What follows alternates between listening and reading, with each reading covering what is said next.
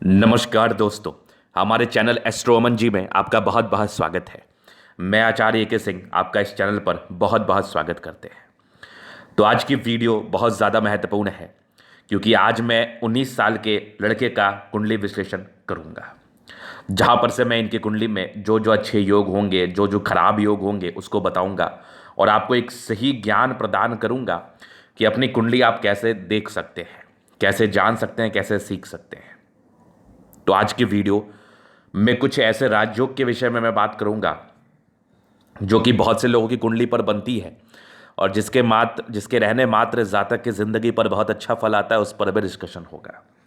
तो बिना किसी समय को गवाए इस कुंडली के विश्लेषण को शुरू करते हैं। तो सबसे पहले चीज़ मुझे दिख रहा है कि यहाँ पर लगन में 5 लिखा हुआ है। तो मैंने आपको बताया है कि लगन में जो लिखा हुआ रहे, जो राशि लिखी हुई रहे, जैसे 5 का अर्थ सिंह होता है तो वो आपका लगन होता है। तो ये सिंह लगन की कुंडली है जिसमें बुध पर दिख रहा है स्टार जैसी आकृति, जो कि इसमें बुध वक्री है। वक्री का अर्थ होता है 3 गुना ज़्यादा अच्छा या खराब फल देना। वो डिपेंड करता है कि आपका ग्रह योग कारक है अथवा मारक है, उस पर हम आगे विचार करेंगे। इस कुंडली में किसी प्रकार का मंगल दोष नहीं है और इस कुंडली में इस कुंडली के हिसाब से जो राशि है वो कर्क है। अब विचार करते हैं प्लैनेट्स के बल पर। तो इनके कुंडली में सूर्य 3 डिग्री पर है, जो कि बाल्यावस्था अति बाल्यावस्था है, जहां पर से ये 40% फल देगा, लगभग 30 से 40%। चंद्रमा 13 डिग्री पर है। डिग्री यहां पर से दिखा जाता है, ये वाली देखो, ये वाली डिग्री हो गई। तो चंद्रमा इनको 100% के लगभग फल देगा। मंगल 29 डिग्री पर है, जो कि 10% के लगभग फल देगा। बुध 15 डिग्री पर है, जो कि इनके 100% फल देगा। बृहस्पति 20 डिग्री पर है, जो कि 100% फल देगा। शुक्र 3 डिग्री पर है, ये भी 10 से 20% फल देगा। शनि 21 डिग्री पर है, लगभग 100% फल देगा। राहु और केतु 25 डिग्री पर है, ये तकरीबन 10 से 15% ही फल दे पाएगा, बहुत ज़्यादा वरीड वाला फल नहीं देगा। अब इनके जो क्वेश्चंस थे वो इस प्रकार से थे कि ये अभी जॉब करे या व्यापार करे, दोनों ही ऑप्शन इनके पास है। पहला चीज़ वो इनकी महादशा के हिसाब से मैं चीज़ों को बताऊंगा और अंतरदशा के हिसाब से। दूसरा क्वेश्चन था आगे कितना पैसा कमा पाएंगे, कुंडली में क्या क्या राजयोग कारक अवस्था है, क्या ये करोड़पति बन पाएंगे और आगे किस आयु के बाद इनका भाग्योदय होगा। तो हर एक विषय पर बहुत ही माइन्यूटली मैं विचार करूंगा। तो वीडियो को बहुत ही अच्छे तरीके से समझने का कोशिश करिएगा आप। जैसा मैंने बताया, सिंह लगन की कुंडली है। सिंह लगन के जातकों के लिए यह वीडियो बहुत ज़्यादा महत्वपूर्ण होगी। इवन सभी लगन के जातकों के लिए यह वीडियो महत्वपूर्ण होगी। तो ये डिग्री वाइज देखना, बल देखना बहुत जरूरी होता है, तभी हम प्लैनेट्स के बल को निकाल पाते हैं और प्लैनेट्स के फल को बता पाते हैं। तो अब हम बात करते हैं कौन से ग्रह किस अवस्था में बैठे हैं। उसके बाद युति संबंध और दृष्टि संबंध के विषय में बात करेंगे कि कौन से ग्रह की क्या दृष्टि है, क्या युति है। तो अब जैसे इनको बहुत से एस्ट्रोलॉजर ने बताया, बहुत जगह इन्होंने कुंडली दिखाई है, लोग दिखाते ही हैं कि इनके कुंडली में काल सर्प दोष अवस्थित है। अगर राहु केतु, जैसे ये राहु और केतु है, इसके लेफ्ट साइड सारे प्लैनेट्स आ जाएं या राइट साइड आ जाएं सारे प्लैनेट्स, तो काल सर्प दोष का निर्माण करते हैं। तो डेफिनेट रूप से सारे प्लैनेट्स तो मुझे दिख रहे इनके राइट साइड आए पड़े हैं। तो क्या ये काल सर्प दोष है? तो देखो, यूरेनस और नेपच्यून का भी अहमियत होता है काल सर्प दोष को जज करने हेतु। तो इस कुंडली में काल सर्प दोष नहीं है। हाँ, केंद्र में राहु केतु होने के बाद आंशिक रूप से काल सर्प को जरूर दर्शाता है, जहां पर से इनके काल सर्प दोष कैंसिल हो चुके हैं। इसका रीज़न मैं आपको बताऊंगा बहुत ही भयंकर तरीके से। बहुत कम अवस्था में आप सुने होंगे कि काल सर्प दोष भी कैंसिल होता है। अब क्यों कैंसिल हुआ? पहले तो यूरेनस और नेपच्यून इनका आ गया यहाँ पर पहला। चलो, इसको बहुत से एस्ट्रोलॉजर कंसीडर नहीं करते हैं कि चलो इसको प्लैनेट्स के रूप में वो नहीं मानते हैं, चलिए कोई बात नहीं। अब दूसरा बात मैं बता रहा हूं कि राहु और केतु 25 डिग्री पर है, जो कि मृतक अवस्था के आसपास है, जिसके 10 से 12% ही फल इनके जिंदगी पर आने वाले हैं। और राहु के साथ जो ग्रह बैठा है वो चारों बली अवस्था में है। तो जब कोई प्लैनेट्स अपना फल ही नहीं दे पाएगा तो वो दोष और योग क्या बनाएगा। मान लिया जाए कि आपसे बहुत उम्मीदें हैं, लेकिन आप सक्रियवान ही नहीं है, आप में पावर ही नहीं है, तो आप किसी के लिए क्या कर पाएंगे। कहने का अर्थ है कि ये कोई दोष नहीं बना पाया चूंकि ये बलहीन है, इसमें बलहीनता है, ये बहुत ज़्यादा बली नहीं है। तो इसको लेकर आप चिंतित ना रहें। हाँ, आप केंद्र में राहु केतु थोड़ा सा अटपटा फल जरूर जिंदगी पर देता है, वो मैं आगे विचार करूंगा। अभी थोड़ा मैं प्लैनेट्स को समझ लूँ। अभी सबसे पहले मैं सूर्य पर विचार करूंगा। देखो कहाँ पर है सूर्य, ये यहाँ पर 10वें भाव में है और यहाँ पर 2 लिखा हुआ है। तो सूर्य की राशि क्या होगी? वृषभ राशि होगी। सूर्य शत्रु राशि में, शत्रु की राशि में है, पहले घर का स्वामी है, लग्नेश है सूर्य।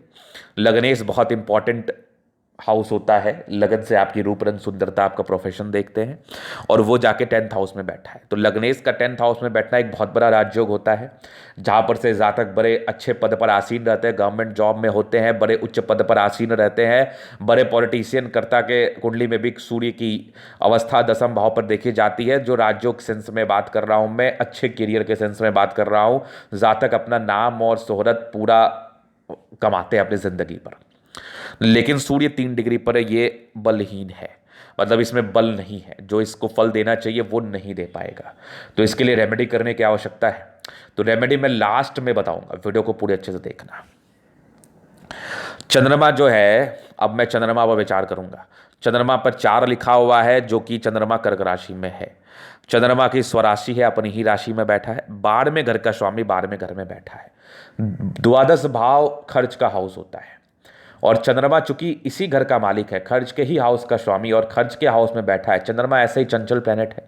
चंद्रमा कहीं ना कहीं जातक को चंचलता प्रदान करता है, और द्वादश भाव में, खर्च के भाव में बैठने के बाद तो और चंचलता प्रदान करेगा। तो जातक पैसा तो बहुत कमाएंगे, लेकिन खर्चा भी इनसे बहुत ज़्यादा होगा। आपने सुना होगा कि बहुत लोग करोड़पति बन जाते हैं, लेकिन उनका अरबों खर्च होता है, मतलब वो करोड़ करोड़ कमाने के बाद भी कर्ज में डूबे रहते हैं। तो वो खर्च बहुत ज़्यादा करते हैं, तो उस पर नियंत्रण करने की आपको आवश्यकता है। लेकिन पैसा इस केस में जरूर आता है। तो चंद्रमा खराब नहीं है, बस थोड़ा नेगेटिव वे में फल देगा आपको। अभी हम मंगल पर विचार करेंगे। मंगल पर ये देखो, मंगल दसम भाव में 2 लिखा हुआ है, तो वृषभ राशि में है, समांतर राशि में है, 9वें घर का मालिक है और चौथे घर का मालिक है। 4th हाउस लॉर्ड है, गाड़ी मकान घर का स्वामी है और भाग्य स्थान का स्वामी है, और 9वें हाउस में बैठा है। डिग्री वाइज भी 29 डिग्री पर है, थोड़ा घर पर है। तो इसके डिग्री को भी इंक्रीज करना है। इसके डिग्री को इंक्रीज करने के बाद मंगल का बहुत शानदार आपको फल आएगा। गाड़ी मकान वाहन का सुख मिलेगा, माता का सुख मिलेगा। अभी वर्तमान समय में केतु की स्थिति होने की वजह से चतुर्थ भाव में माता के स्वास्थ्य में थोड़ी गड़बड़ी को ये बता रहा है, लेकिन मंगल आपका दसम भाव में, अगर मंगल का आप उपाय करेंगे तो माता के स्वास्थ्य में सुधार भी होगा, और आप जिंदगी पर पराक्रमी भी बन पाएंगे, और आप जिंदगी पर ज़्यादा लाभ को भी कमा पाएंगे, इसकी गारंटी है 100%। तो फिलहाल के हिसाब से देखा जाए तो मंगल आपका अच्छा होने के बावजूद भी फल नहीं दे पा रहा है, क्योंकि ये डिग्री वाइज बली बिल्कुल नहीं है। तो इसके लिए उपाय करना जरूरी है। अभी हम विचार करेंगे बुध पर। बुध 15 डिग्री पर बैठा है और वक्री है, तो ऐसे भी ये 100% फल देने के काबिल होता अगर ये 10 डिग्री पर भी होता, तो अगर ये 8 डिग्री पर भी होता, तो चूंकि वक्री है 3 गुना ज़्यादा फल बढ़ जाएगा। तो बुध इनका 11वें दूसरे घर का स्वामी है, बहुत ही अच्छे हाउस का स्वामी है। 11वां घर सोर्स ऑफ इनकम का हाउस होता है, दूसरा घर धन को रिप्रेजेंट करता है। तो दोनों बड़े अच्छे, धन के हिसाब से देखा जाए तो बड़े अच्छे घर का स्वामी है, और 10th हाउस में बैठा है, तो ये भी एक बड़ा राज्य कारक अवस्था में है। तो बुध के महादशा या बुध के अंतरदशा में आपकी जिंदगी कंप्लीटली बदल जाएगी, आपके जिंदगी पर भयानक तरक्की आपको देखने को मिलेगा, ये मेरी गारंटी है। एकदम जबरदस्त है बुध आपका, बेहतरीन है बुध। अभी चलिए हम बृहस्पति पर विचार करते हैं। बृहस्पति की जगह पर 3 लिखा है, तो 3 क्या रिप्रेजेंट करता है? मिथुन राशि। बृहस्पति शत्रु राशि में 5वें घर और 8वें घर का स्वामी है।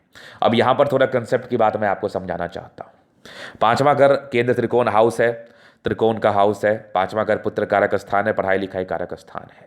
इसका स्वामी होकर 11वें घर में बैठना, तो जातक का पढ़ाई लिखाई के क्षेत्र से धन लाभ होना चाहिए। लेकिन हम भूलेंगे नहीं, बृहस्पति अष्टम भाव का भी स्वामी है, तो आधा आधा दोनों का फल आएगा। मृतक स्थान का स्वामी होकर लाभ भाव में जाके बैठना, और उसका मालिक बृहस्पति है। आयु तो डिले कर दिया, आयु तो लंबी बना दिया आपका, लेकिन इनिशियल लाइफ में 25वें साल की आयु तक आपको अष्टम भाव का फल मिलेगा, जो कि बृहस्पति थोड़ा नेगेटिव आपको फल देगा, जहां पर से कैरियर में थोड़ा सा परेशानी रह सकता है 25 ईयर्स के एज तक। उसके बाद बृहस्पति आपको अच्छा फल देगा, ये कंसेप्ट की बात है। लेकिन बृहस्पति आपका बहुत ही अच्छे कंडीशन में 25वें वर्ष के बाद आपकी जिंदगी पर बहुत शानदार फल मिलते हुए नजर आएगा। अभी मैं विचार करूंगा शुक्र पर। तो शुक्र इनका कहाँ बैठा है ये भी देख लो। तीसरे में बैठा है, तो ये भी मिथुन राशि में है। 10वें तीसरे घर का स्वामी है, कैरियर के हाउस का स्वामी और कर्म के हाउस का स्वामी के लाभ भाव में जाके बैठा है, तो डेफिनेट रूप से 100% लाभ को इंडिकेट करता है। अभी तो मैं इंडिविजुअल ग्रहों को समझा रहा हूं, फिर युति संबंध को बताऊंगा, फिर दृष्टि संबंध को भी बहुत हद तक बताने का कोशिश करूंगा। तो शुक्र आपका बैठ गया 11वें हाउस में, बहुत ही अच्छे हाउस का मालिक होके डेफिनेट रूप से अच्छा कैरियर इनका लग्जरियस ज़िंदगी रहता है, इनकी लग्जरियस ज़िंदगी को शुक्र इंडिकेट कर रहा है और अपने मेहनत के दम पर बनाया जाता है, चूंकि ये कर्म के हाउस का भी मालिक है। तो अपने मेहनत के दम पर अपनी ज़िंदगी को बनाते हैं और लग्जरियस ज़िंदगी का लाभ उठाते हैं। ये शुक्र चूंकि बहुत ही अच्छे कंडीशन में है। अभी थोड़ा शनि पर हम विचार करेंगे। शुक्र डिग्री वाइज भी इनका 3 डिग्री पर थोड़ा सा कमज़ोर था, तो थोड़ा विलंब से देगा फल, लेकिन इसका रेमेडी करके आप ठीक कर सकते हैं, मैं बताऊंगा। शनि इनका 21वें डिग्री पर है, 100% फल देने के काबिल है। और शनि जब 100% फल देने के काबिल और आपके 10म भाव में जाके बैठ जाए तो फिर तो मज़ा ही मज़ा है ना, फिर तो मज़ा ही मज़ा है, फिर तो गजब का करियर रहता है। जातक को सूर्य और शनि की युति कहीं ना कहीं हो गई है, मैं इसको आगे समझाऊंगा। शनि का 10म भाव में होना बहुत ही अच्छा माना जाता है अगर इंडिविजुअल रूप से मैं बात करूं तो, क्योंकि शनि इनका पावरफुल है, इनको पॉलिटिक्स में सफलता दे सकता है, पॉलिटिक्स से धन लाभ करा सकता है, जिंदगी पर बड़े परिवर्तन को इंडिकेट करता है, जो कि पॉजिटिव सेंस में होता है।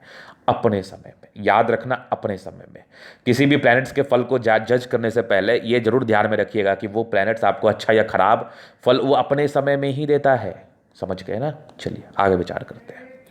तो चलिए, ये चीज़ आपने देख लिया। तो अभी राहु केतु पर विचार करते हैं। राहु 25 डिग्री पर है और केतु भी 25 डिग्री पर है, तो वैसे कोई बहुत खास इसके फल नहीं आएंगे। अब खास फल नहीं आएंगे तो ये आपके लिए बेनिफिशियल है, क्योंकि अगर इसके खास फल आते तो ये आपको तकलीफ देता। 10म भाव का राहु केतु आंशिक रूप से काल सर्प दोष बनाया हुआ राहु केतु आपको कभी अच्छा फल नहीं देगा, लेकिन फिर भी 10 से 15% फल में ही थोड़ा सा उथल फुथल ये आपकी जिंदगी को जरूर कर देगा, और कर भी दिया है। महज 19 वर्ष की आयु में इनकी जिंदगी पर तकलीफें आई हैं। तो चलिए, ये चीज आपने देख लिया। अभी जो मेन डिस्कशन हमारा होगा वो होगा युति संबंध पर, और क्या कुछ फल को हम जज करते हैं उस संबंध पर। जैसे इनकी कुंडली में ना सूर्य बुध का खतरनाक राजयोग बना है। अगर सूर्य को डिग्री वाइज बलि कर लिया जाए, एक मानक रत्न पहन के, एक रूबी रत्न पहन के, अच्छी क्वालिटी का रूबी रत्न पहन के अगर सूर्य को बल दे दिया जाए, तो सूर्य और बुध का फल आप जिंदगी पर सक्सेस गजब का मिलता है आपको। क्योंकि बुध आपका बहुत प्रभावी है, सूर्य डिग्री वाइज थोड़ा कमजोर है तो फल में थोड़ी कमी करा देता है, लेकिन बुधातित्य योग राजयोग आपकी कुंडली पर जरूर बना, जो जातक को समझदार बनाता है, जिंदगी पर सफल बनाता है। तो अगर सूर्य का उपाय कर लिया जाए तो सूर्य बुध का गजब का फल आपकी जिंदगी पर आएगा और आपकी जिंदगी देखते देखते परिवर्तन लेगी, बहुत बेहतरीन। तो पहला राजयोग तो ये हो गया।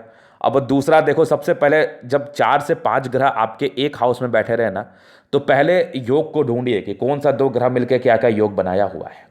क्योंकि जस्टिन बीबर के कुंडली में भी ना एक हाउस में 7 ग्रह बैठे हैं। लोग कहते हैं कि अलग अलग प्रवृत्ति के ग्रह एक जगह बैठ जाए तो कहीं ना कहीं जातक को प्रॉब्लम्स इंडिकेट करते हैं, लेकिन मेरा जो मानना है वो थोड़ा सा अलग है। मैंने जो अध्ययन किया है उस हिसाब से थोड़ा अलग है। जैसे सूर्य बुध इनका राजयोग बनाया तो ये एक दूसरे की तरफ अट्रैक्ट करेगा। ये जो 2 प्लैनेट्स है ना, ये एक दूसरे की तरफ अट्रैक्ट करेंगे। जहां पर से एक रूम है, एक रूम में 4 तरह के व्यक्ति हैं। अगर 2 एक तरह के व्यक्ति हो जाए तो वो दोनों पहले एक दूसरे से बात करना चाहेंगे। अगर 2 और एक तरह के व्यक्ति हो जाए तो वो दोनों भी पहले एक दूसरे से बात करना चाहेंगे। तो कहने का तात्पर्य है कि सूर्य बुध पहले अट्रैक्ट होगा, दोनों एक राजयोग बना लेगा, जो कि एक बलशाली राजयोग बना दिया सूर्य बुध का। और शनि मंगल की युति टेक्निकल योग को बताता है, तो शनि मंगल आपका जुड़ जाएगा। कहीं ना कहीं ये दोनों की प्रवृत्ति एक जैसी होती है, तो आपको इसके रिगार्डिंग अच्छे फल मिलेंगे। चूंकि आपकी कुंडली में गड़बड़ी ये हो गई कि मंगल भी थोड़ा सा डिग्री वाइज कमजोर है, शनि फिर स्ट्रांग है, सूर्य थोड़ा कमजोर है, शनि अब बुध आपका स्ट्रांग है। तो बुध सूर्य के लिए तो आप रेमेडी कर लो, लेकिन मंगल के लिए भी आपको करना पड़ेगा। तभी जाके एक मूंगा और एक मानक रत्न ये आपके लिए कंपलसरी है। ये पहनने के बाद आपकी जिंदगी पर मेजर परिवर्तन मिलेगा। आपकी जिंदगी कहां से कहां पहुंच जाएगी आप भी नहीं सोच सकते। तो पहले ये शनि और मंगल ने युति कर लिया, सूर्य बुध ने युति कर लिया, बड़ा राजयोग बना लिया। ठीक है, अब बात करते हैं कि क्या कॉन्ट्राडिक्शन हो सकता है ये चारों ग्रह एक साथ बैठ गए तो। देखो, ये दोनों अपना सेपरेट हो जाएगा। बाकी सूर्य और शनि में थोड़ी सी शत्रुता जरूर है, जहां पर से ये थोड़े से प्रॉब्लम को इंडिकेट करेगा। पिताजी के संदर्भ में थोड़े नुकसान को बताता है। बाप और बेटे का रिलेशन है, तो बाप बेटे के रिलेशन में थोड़ी सी कमी को बताता है। किसी के पिताजी नहीं होते या किसी के पिताजी का सुकून को नहीं मिलता है। ये साइड इफेक्ट आपकी ज़िंदगी पर जरूर डालेगा, इस बात को आप ध्यान में रखिएगा। और ये इनके साथ हो गया। अब ये तो हो गई ये वाली बात। अब सूर्य बुध का अच्छा फल आपको मिल जाएगा। ये थोड़े साइड इफेक्ट देने थे, उसने तो आपको दे दिया। अब शनि मंगल का आपको अच्छा फल मिल जाएगा। मंगल के लिए और आपके बुध के लिए आपको रेमेडी कर लेना है, बाद बाकी कोई टेंशन नहीं लेना है। ये सेपरेट हो गया, जो थोड़ा नेगेटिव फल था वो मैंने आपको बता दिया, वो मिल गया होगा आपको, इनिशियल स्टेज में ही मिलने के चांसेस थे, वो मिल गया। अभी हम बात करते हैं, अब आपके एक प्रश्न थे, इनके ये क्वेश्चन थे, गुरुजी राहु के साथ तो ग्रहण दोष भी है ना, जैसे 4 प्लैनेट्स हैं तो राहु ग्रहण दोष भी बना सकता है। तो मैं एक बात कहता हूँ, एक अकेला राहु, कमज़ोर राहु, लाठी पर चलने वाला राहु जो कि बहुत ज़्यादा ताकतवर नहीं है, वो किसके किसके साथ दोष बनाएगा? क्या सूर्य के साथ बनाएगा, क्या मंगल के साथ बनाएगा, या बुध के साथ बनाएगा, या शनि के साथ बनाएगा? आप ही बताओ। चारों ग्रह ये पावरफुल अवस्था में है तो ये दोष नहीं बनाएगा। अगर थोड़ा बहुत दोष आएगा भी तो शनि की तरह राहु का आपको फल मिलेगा, क्योंकि शनि और राहु की युति अगर हो जाए या शनि और राहु एक घर में बैठ जाए तो प्रवृत्ति दोनों का सेम हो जाता है, जिस केस में वही पिता के संदर्भ में प्रॉब्लम्स को इंडिकेट कर रहा है और जातक के इनिशियल लाइफ में थोड़ी सी लापरवाही या थोड़ी सी दिक्कतों को बता रहा है, तो वो तो जरूर देगा। अब इसी घर में राजयोग भी बना है जो कि 10वें भाव में है, तो डेफिनेट रूप से आपको राजयोग का फल मिलेगा। जो नेगेटिविटी थी वो मैंने बताया, यही है आपको नेगेटिविटी मिलनी है। बाकी राजयोग का जो आपको फल मिलेगा ना वो बड़ा खतरनाक मिलेगा। शनि का और बुध का, मंगल का और बुध का उपाय करने के बाद एक मूंगा और एक मानक रत्न, एक लाल मूंगा और एक मानिक रत्न, रूबी रत्न आपको पहनने के बाद जिंदगी पर बहुत ज़्यादा तरक्की मिलेगी, ये मेरी गारंटी है। और 4 ग्रह एक जगह बैठे हैं तो इसका करियर के हाउस में बैठे हैं तो ये भी एक बड़ा राजयोग होता है। जातक की जिंदगी पर बहुत अच्छा परिवर्तन और बहुत अच्छी सुविधाएं उनको देखने को मिलती हैं। जो नेगेटिव था वो मैंने बता दिया। अभी बात करते हैं, गुरु और शुक्र की युति हो गई, ये क्या देखा 11वें भाव में, तो गुरु शुक्र की युति बहुत ही अच्छा राजयोग माना जाता है, जहां पर से जातक के जिंदगी पर मेजर परिवर्तन को इंडिकेट करता है, जातक की जिंदगी पर मेजर बदलाव को बताता है, जो कि बदलाव होना तय है, बदलाव होना लाजमी है और जातक की जिंदगी पर बहुत ही अच्छा फल आता है। गुरु बहुत ही अच्छे डिग्री वाइज है, शुक्र थोड़ा सा कमजोर है, तो थोड़ा सा नॉर्मल फल आएगा शुक्र का, लेकिन बृहस्पति अच्छे जगह बैठा है तो 25वें वर्ष के बाद जिंदगी पर मेजर परिवर्तन और जिंदगी पर ज्यादा सुविधाओं को यह बताता है, इंडिकेट कर रहा है। तो यहां से भी आप चिंता ना करें। तो ये तो बात हो गई। अभी थोड़ा सा हम बात कर लेते हैं आपकी कुंडली पर अंतरदशाओं पर, थोड़ा सा दृष्टि संबंध की मैं बात कर लूं तो सूर्य केतु की पूर्ण दृष्टि पर है। केतु सप्तम देख रहा है, अपने सप्तम दृष्टि से सूर्य को देख रहा है। चूंकि केतु बली नहीं है तो फिर वही दुष्प्रभाव नहीं उतना देगा, लेकिन हाँ जो मैंने दुष्प्रभाव बताया पारिवारिक संदर्भ में 25वें साल तक स्ट्रगल्स के संदर्भ में वो जरूर रह सकता है। चंद्रमा का अगर बात कर ले तो केतु के पूर्ण दृष्टि पर चंद्रमा भी, चूंकि सप्तम दृष्टि से ये भी देख रहा है। केतु, चंद्रमा की दृष्टि केतु पर है, ठीक है, शनि केतु की पूर्ण दृष्टि चंद्रमा पर है, तो यहां पर से ये देख लो आप 9वें भाव से चंद्रमा को केतु देख रहा है। तो केतु कमजोर है, याद रखना मेरी इस बात को। जब कोई ग्रह कमजोर होते हैं ना तो वो ज़्यादा प्रभाव नहीं डाल पाते हैं, ज़्यादा दुष्प्रभाव नहीं दे पाते हैं। अगर प्रभाव की मैं बात कर लूँ, केतु ऑलरेडी आपका नेगेटिव है, चंद्रमा भी नेगेटिव है, क्योंकि नेगेटिव हाउस में बैठ कर ना ये पॉजिटिव हुआ है।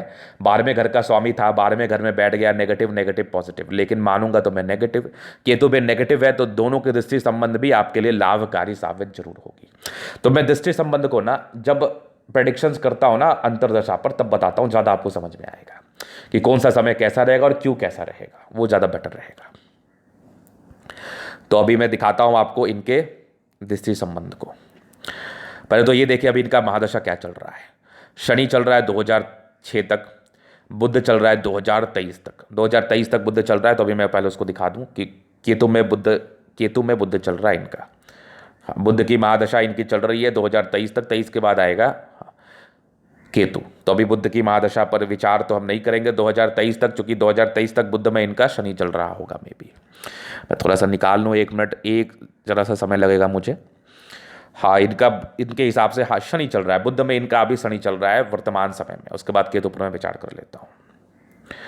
तो देखो बुध में जब इनका शनि चल रहा है, अभी का समय इनका कैसा चलेगा, तो बुध से शनि लग्नेश है, जहां पर से समय ठीक होने के आसार हैं, जहां पर से समय बहुत गड़बड़ होने के आसार नहीं है। चूंकि बुध की महादशा में बुध इनका पावरफुल अवस्था में ऑलरेडी है और उसकी अंतरदशा में शनि चल रहा है, शनि भी इनका ठीक है, तो कोई विशेष तकलीफ इनके जिंदगी पर नहीं आएगा। बुध 11वें घर और दूसरे घर का स्वामी है, तो लाभ भाव का स्वामी होके, धन भाव का स्वामी होके दसम भाव में बैठा है तो बड़ा राजयोग बनाया है, सूर्य की युति के साथ है। बुध की दृष्टि चौथे भाव पर है तो केतु के साइड इफेक्ट को भी थोड़ा सा कंट्रोल में रखेगी, चूंकि बुध समझदार प्लैनेट होते हैं, बुद्धि विवेक से कार्य करने वाली स्थिति को बताते हैं।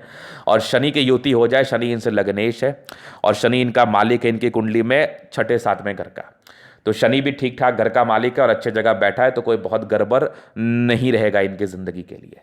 तो अभी समय इनका ठीक चल रहा है, नेगेटिविटी कम दिख रही है मुझे और जहाँ तक ज़िंदगी पर तरक्की करते हुए ही नज़र आ रहे हैं। तो ये समय आपका ठीक है, बहुत खराब भी नहीं और बहुत अच्छा भी नहीं, मतलब ठीक ठाक रहेगा। अब मेजर डिस्कशन होगा केतु पर। केतु कैसा रहेगा?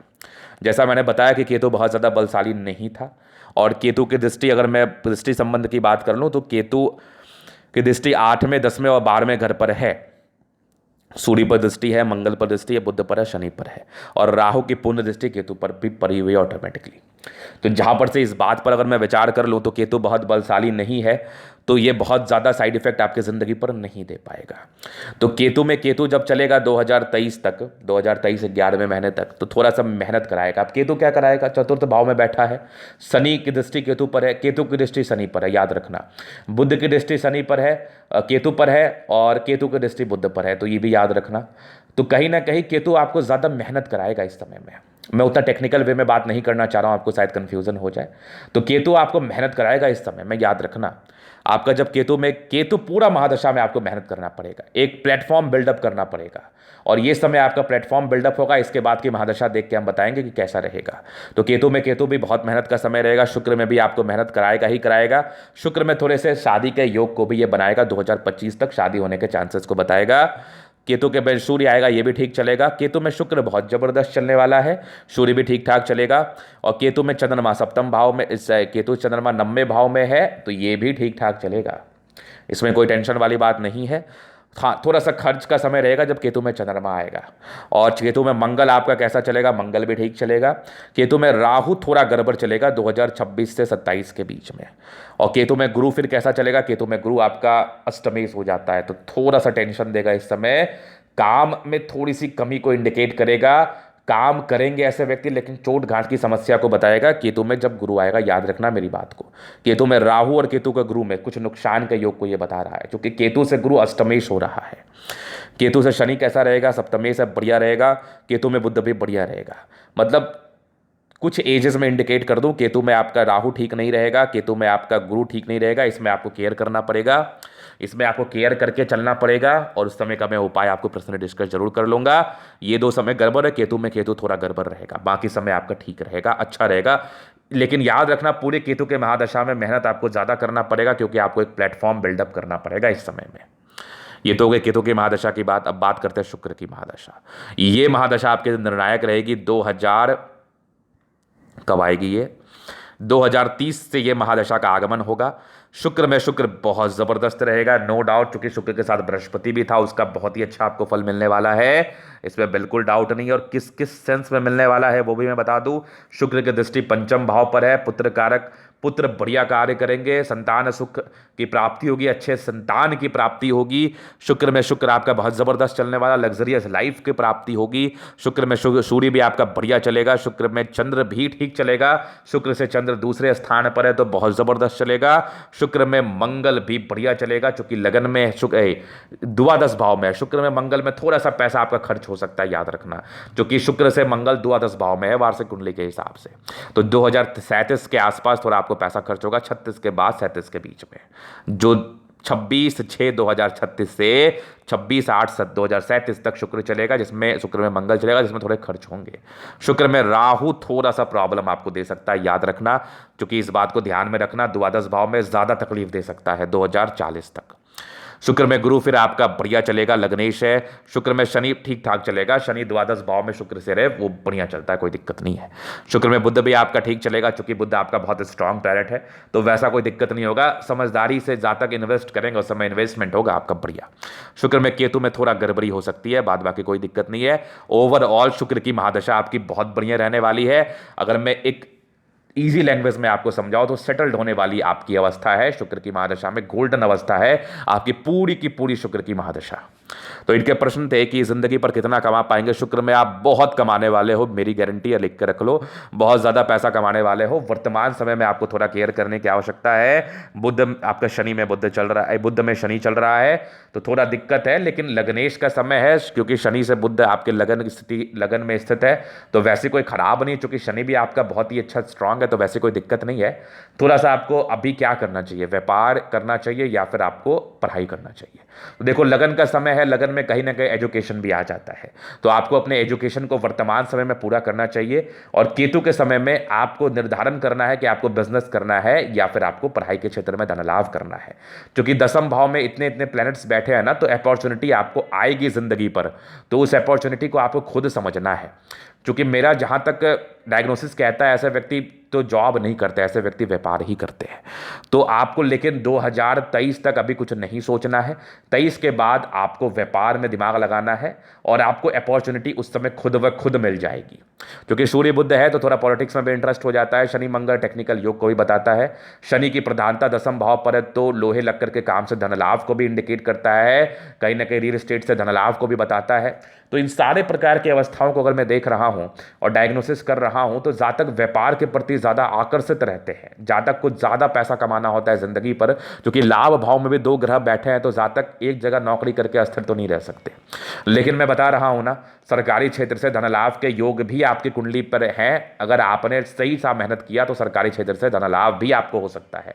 तो अभी 2023 तक पढ़ाई पर कंसंट्रेट करना है, फिर आपको दोनों अपॉर्चुनिटी आपकी जिंदगी पर आएगी। तो आपको यह डिसाइड करना है कि आपको करना क्या है।